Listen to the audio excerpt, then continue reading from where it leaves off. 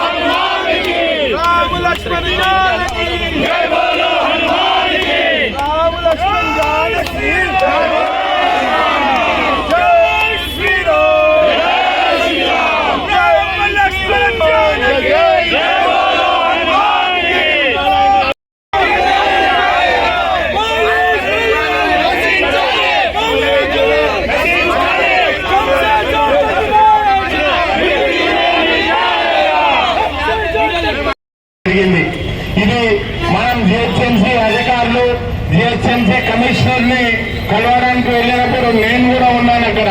నేను కూడా వెళ్ళి అక్కడ కమిషనర్ తో మాట్లాడినప్పుడు వారు ఒకటే చెప్పడం జరిగింది, ఎందుకు ఈ యొక్క పిల్లలు రోడ్డు సెంటర్ లో రాలేదు, ఎందుకు అని చెప్పి ఆ యొక్క సిఈని అడిగినట్టయితే నేను వెళ్ళి చూస్తాను సార్, యాక్చువల్ గా ఈ మందిరం పైకి పిల్లర్స్ ఈ యొక్క బీమ్స్ రావు అని వారు చెప్పారు.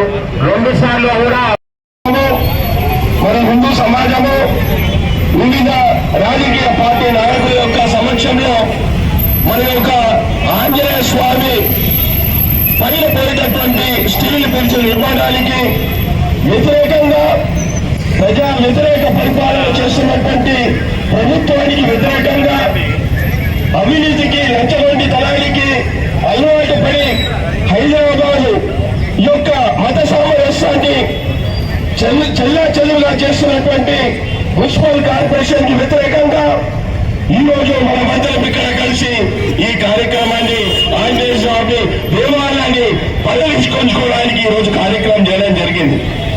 చాలా మందికి తెలియదు, ఈ ఆంజనేయ స్వామి దేవాలయం ఏదైతుందో ఇది మొత్తము ఆంధ్రప్రదేశ్ కి ఇది మెట్టు అంటే ఇది రహదారి. ఇక్కడనే అటు విజయవాడ పోయినటువంటి వాళ్ళు కానివ్వండి, గుంటూరు ప్రాంతానికి బాధ్యత లేదు. ఈ ఎంపీ కాన్స్టిట్యుయెన్సీకి మహానుభావుడైన అసదుద్దీన్ గారికి బాధ్యత లేదు. ఈ రాష్ట్రానికి ముఖ్యమంత్రి అయిన అన్నగారికి బాధ్యత లేదు. అందుకే ఈరోజు ఒక నిర్ణయం తీసుకున్నాం. 6 నెలలుగా భాజపాకు సంబంధించి, సంఘానికి సంబంధించిన పెద్దలు ఎంతమంది చెప్పుతున్నా వీళ్ళు కదలట్లేదు కాబట్టి ఈ రోజు నేను ఇక్కడ నిరాహార దీక్షను ప్రకటిస్తున్నాను. निर्जल निराकार दीक्ष अभी ही मेरा प्रारंभ हो गया है.